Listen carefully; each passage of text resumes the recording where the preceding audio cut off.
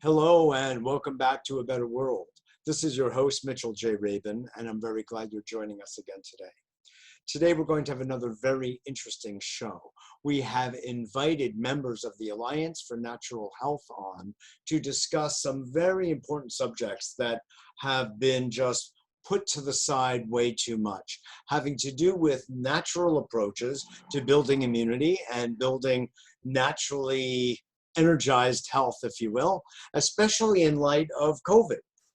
This is taking the world by storm, and there are no vaccines and there are no real drugs. And there are many of us who really don't really care that much about that. We believe in natural approaches and relying on nature for our own health and our own immune strength. So that will be the subject of today, as well as looking at another very important and related subject, which is the marginalization, you could say the shrinking of the science about natural remedies for building immune function that are in some of our national archives. And it's something that we really have to take a look at because, well, for obvious reasons. So joining us today is Robert Verkerk, who has been a guest as well on the show. He's an internationally acclaimed scientist with over 25 years in the field of agricultural and healthcare sustainability. He has worked in academia, industry, and in the nonprofit sector. Dr. Verkerk has worked also in Africa, Asia, Australia, and the Americas, as well as, of course, Europe.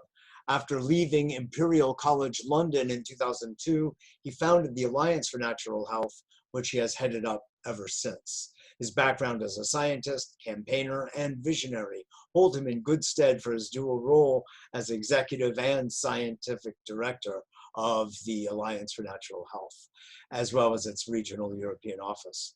Melanie Aldridge has been immersed in the field of complementary medicine for over 27 years as a practitioner, a university lecturer, and as executive coordinator of the Alliance for Natural Health and International. She has been very instrumental in helping to dialogue with government regulators and others about changing policy as well as legislation in respect to healthcare, holistically oriented healthcare by and large, for Europe especially. We are also joined this time by Tim Rime, who's the Director of Marketing and Communications for the Alliance for Natural Health USA. Tim has had over 20 years experience in creative storytelling for both corporate and nonprofit organizations. Tim is an entrepreneur, a novelist, a marathoner, an avid reader, and a golf enthusiast. I don't know if that means he plays it or just watches it enthusiastically, but we might find out. He believes that individual lives matter and that we all have the potential to be a force for positive change in the world. So I am so pleased to have you all on today on A Better World, and to have a moment to talk about these things that are so important to us. Rob, if you wouldn't mind to kind of kick it off, you know, we all here know that there has been extensive research into the use, for instance, of vitamin C, vitamin D, zinc, selenium, astragalus, echinacea, and on the list goes, especially emphasis on vitamin C for the past 50 some odd years. I mean, after all, Dr. Linus Pauling won the Nobel Prize for his groundbreaking research in this. It's the basis of orthomolecular medicine that has helped so many people worldwide with healing of any number of different ailments.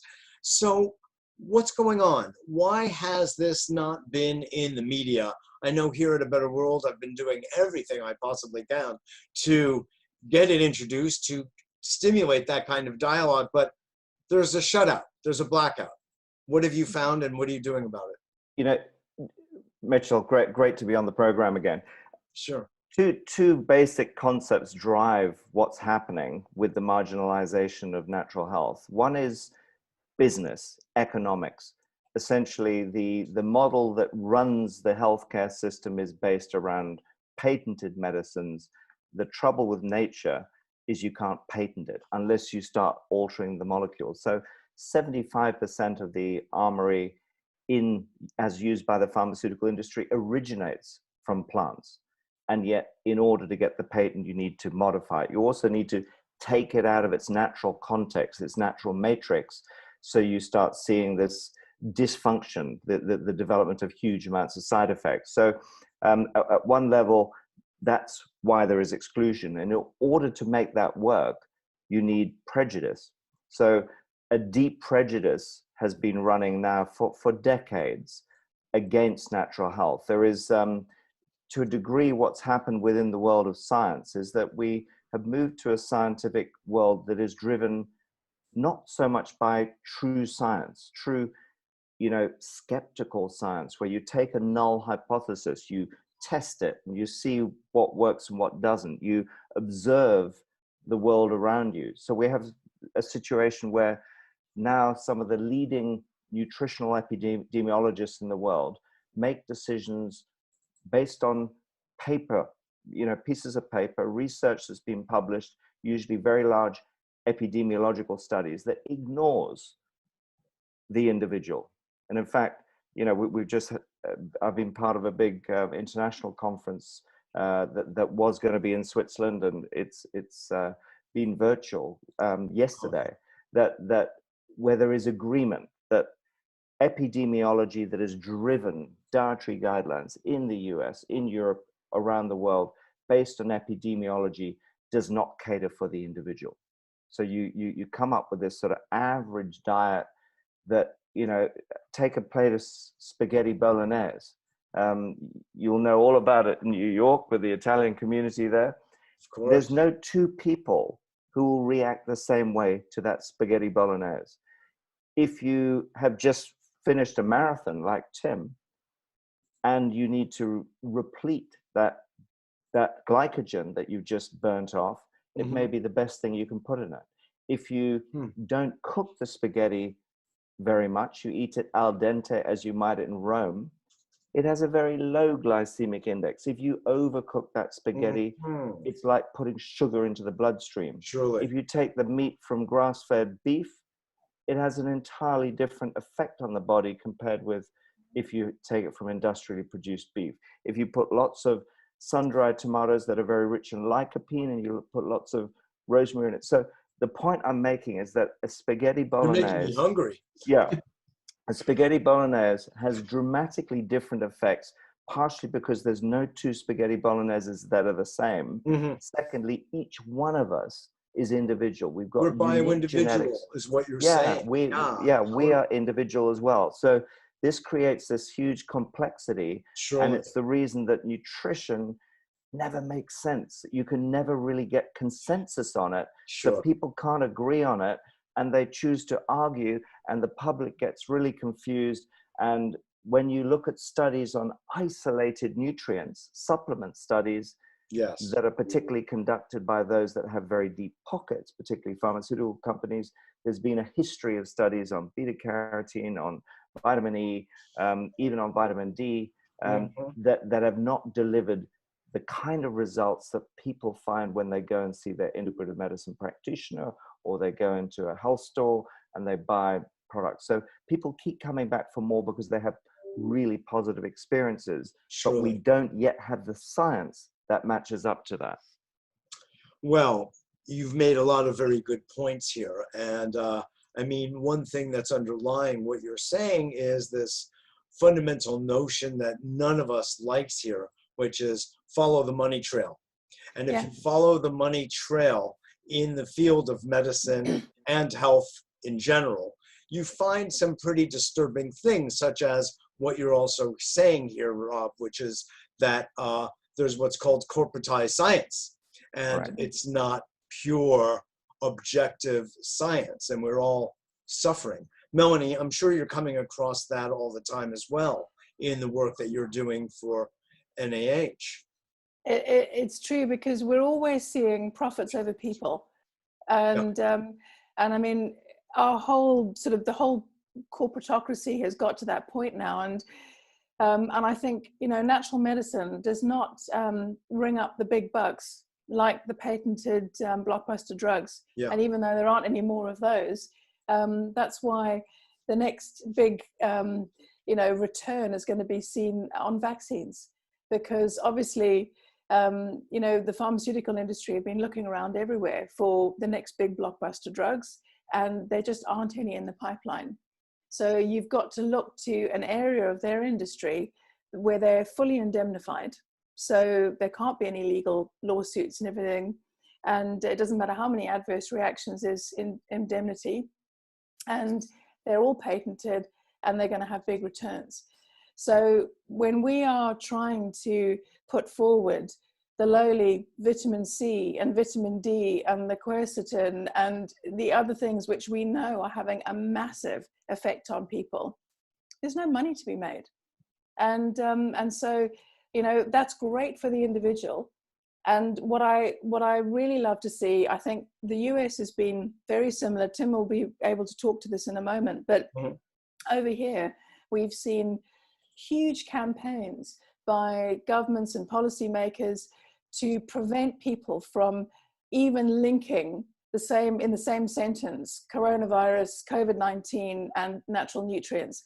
You cannot be seen to be exploiting, you know, for your, I mean, they're trying to put it out like as exploitation for your own good if you're wanting to say that any of these nutrients will actually do anything for your health to either strengthen and make your immune system more resilient to cope with the infection, or even if you get it, to ameliorate some of the symptoms. And yet, what I am heartened to see is that despite all of these campaigns, sales of food supplements have gone through the roof in the UK and Europe, and I think in America the same.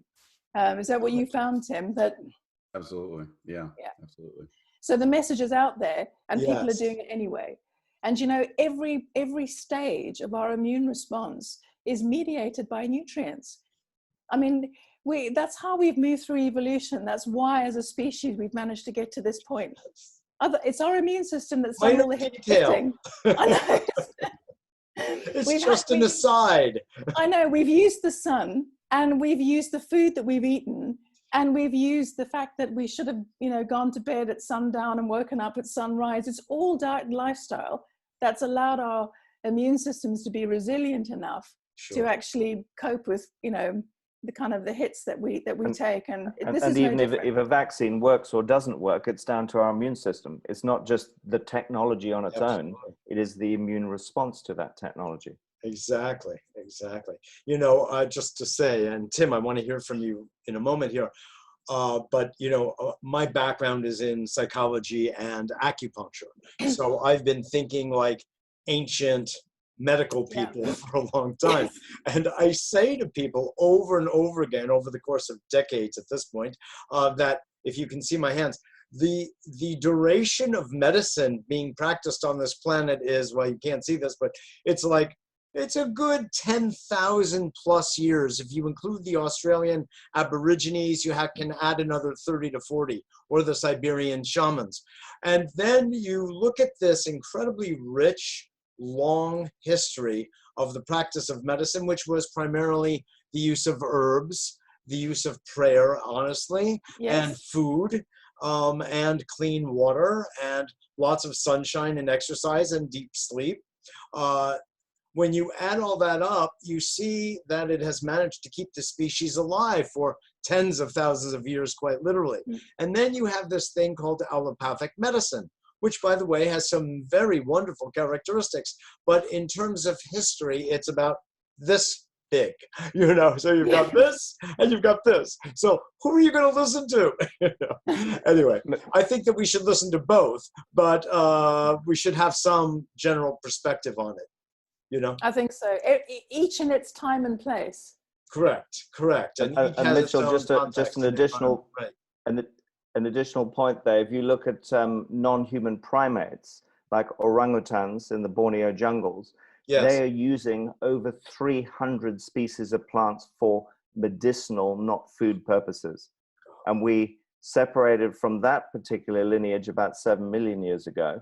So, you know, the bottom line is that what we've seen is this extraordinary simplification of our diet. So all animals use plants for medicine, and what they're trying to teach us is the only medicine that works, the stuff that is produced by a pharma company that comes in a bottle, And when we try and take nature and put it in a bottle, it becomes illegal and we can't talk about it. And actually what we're trying to do is we're trying to fill the gaps in this incredibly limited diet that we've been given. So it's actually an evolutionary response for us to want to try and put herbs and dietary supplements into our bodies. Exactly. You well put. I really appreciate that. I didn't know that about our forebears. Yeah. 300. Wow. I'm impressed. I think I'll study with an orangutan. More than the average herbalist in Yeah, North America. Really. Tim, what's the answer? You know, what do we do about this? I mean, you're in America, the land of the free, the home of the brave. What do we do? I think you hit on it, Mitchell, and I'd like to pick up on what you said. I think ANH's approach has always been good science, good law. So we listen to, as you said, both sides. And you know, if you hang around with Rob long enough, you're going to pick up all kinds of new facts like that. But that's what we should be doing. We should be listening to all of these things, especially when we're facing, you know, something like the current pandemic, right? You know, it's obvious. I think what COVID has done, you know, we've talked about some of the systemic problems with the way that we approach medicine, and COVID has really exposed those problems in a lot of ways. And it's kind of interesting, you know, recently we just ran a story about the FDA and FTC cracking down on doctors who are giving advice related to things like vitamin D, you know, which is something that isn't overly controversial, right? That vitamin D is good for us, that the sun, you know, helps us. And but you know, they sent out 100 or so warning letters to doctors, to different companies for giving this kind of advice on their websites, cease and desist orders, all kinds of things, you know, just related to that kind of information. And I think what, you know, and I'm a marketing PR guy, so my job is to get messaging out there. And I can tell you that's becoming increasingly difficult, particularly over the last couple of years. I think we've seen an increase in the amount of censorship that we face in the natural health community in trying to communicate science, not quackery, but real science. Sure. And it's getting worse by the day. When you say you have more difficulty, what specifically do you mean? So for instance, you know, we live in an online world these days. And, you know, when you have platforms like Google and Facebook, all of the channels that we use in order to distribute information, you know, a couple of years ago, we saw some real significant changes. And I won't bore you with all of the analytics that I tend to dwell upon, but we saw significant reductions in things like website traffic and in terms of what we were posting on Facebook and how far I see. Posted, and even our ability to post it. And your ability to post it as well. Oh yeah, absolutely. I mean, I think we started experiencing it starting 2 to 3 years ago where, you know, certain topics. So a couple years ago, we did a full-length documentary on the HPV vaccine. And, you know, that was right around when the change sort of happened with some of the algorithms on Google and Facebook and others. So, you know, I think we got 6 million people to watch this video, and, you know, 6 months later, all of a sudden this content started being suppressed, and we're seeing our numbers go down and down and down in terms of. And when you say suppressed, do you mean that your ranking in Google, for instance, was lowered so fewer people would take the time to look for it, or would not even know about it?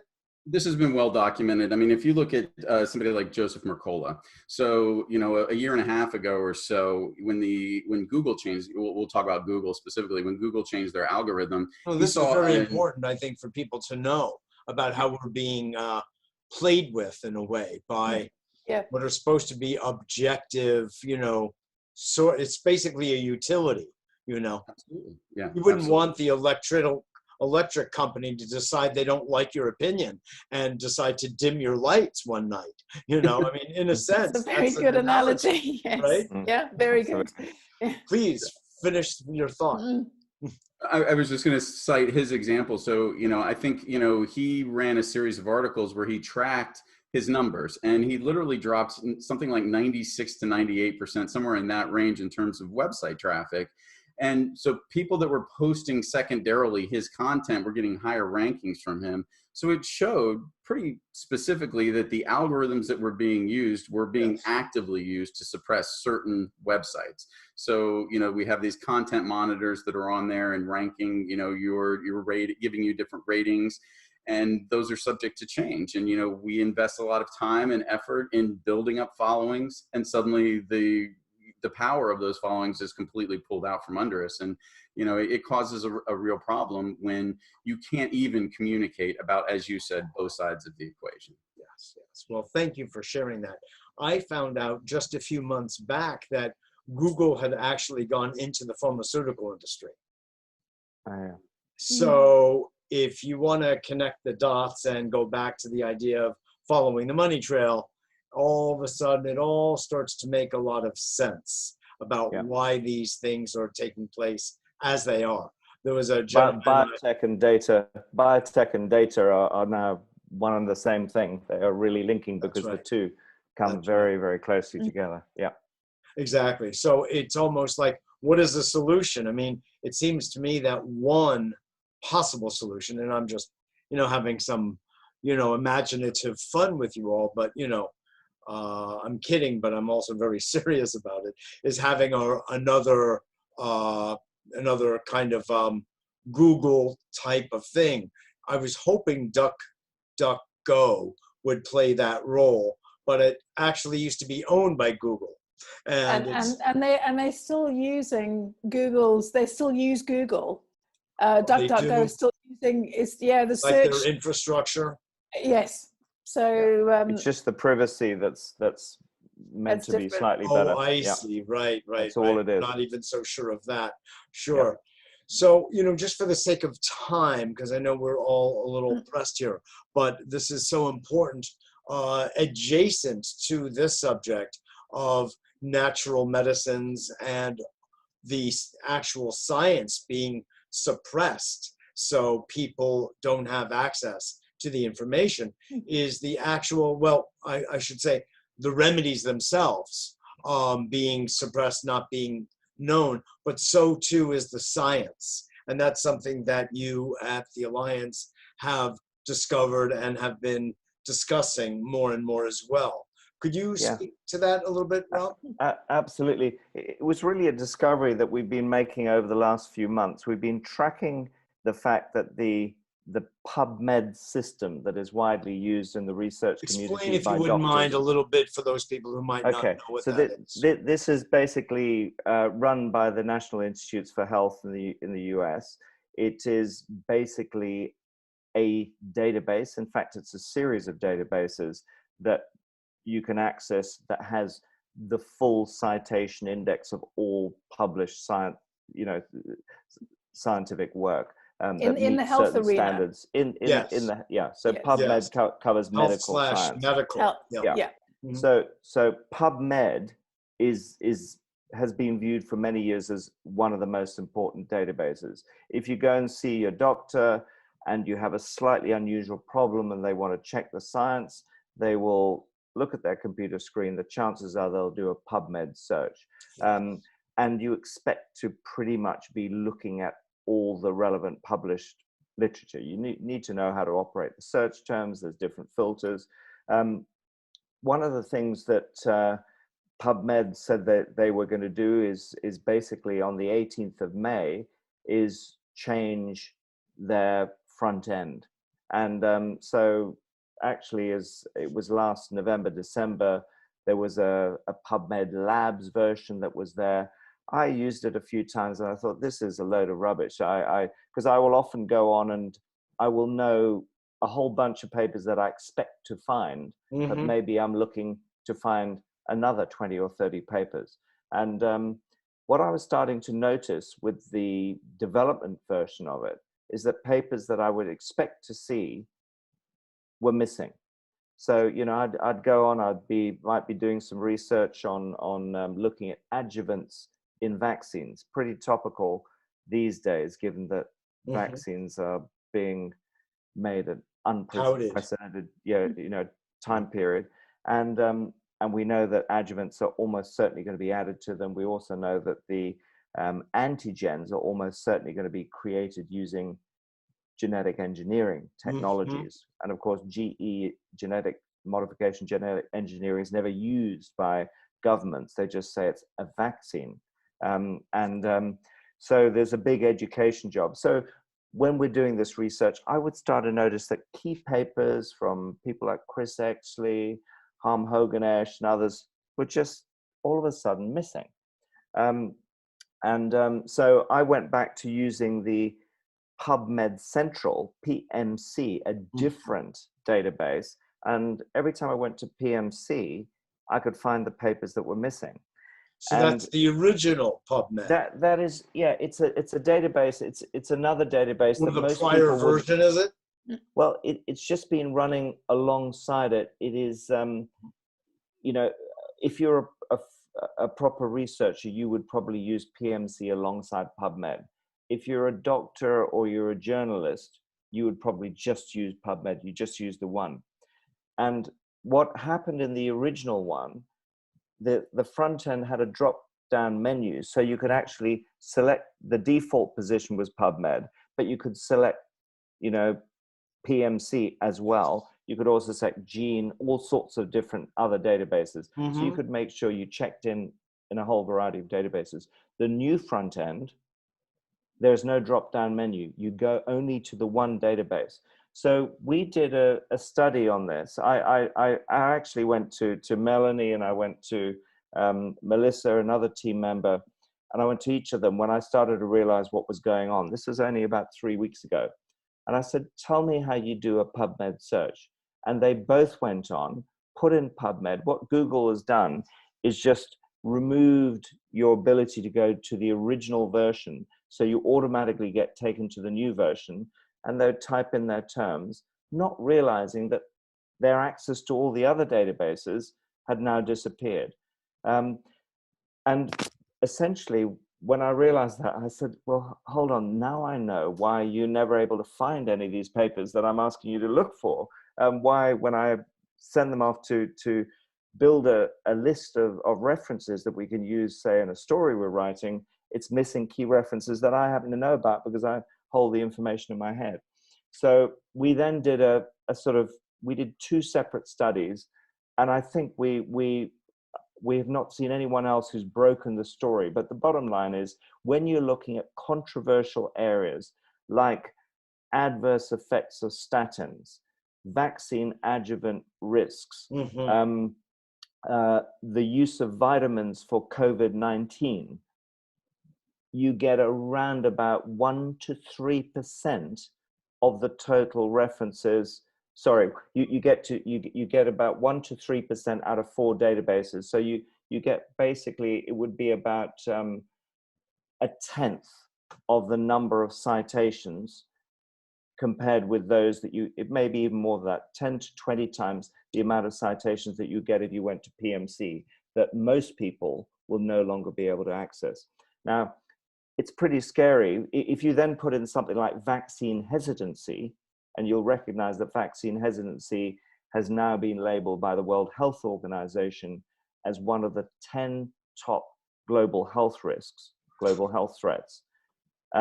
It's the big fear that the NIH and everyone else has around the release of a vaccine, because everyone's nervous about it. What we would say is they're nervous about it because they know that some people, as Tim's fantastic film on HPV vaccine shows, some people can be very severely impacted. And then, strangely, they decide to conceal that information and not put it onto the media. So even the last time we had a vaccine out was for the swine flu pandemic, during a pandemic. And there have been thousands, particularly of young people, who've got long-term narcolepsy. They fall asleep at their desk. They can't do the schoolwork. There have been thousands of cases that have gone to the vaccine court. Sure. Yet you won't be able to read about those Billions in the newspapers. have actually been paid out. Billions of dollars. Yeah. And most people don't even know there is a vaccine court, because the vaccine manufacturers, as we all know here, can't be sued by law. Correct. They're talk all about indemnified having by companies, the government. legislators in their pocket.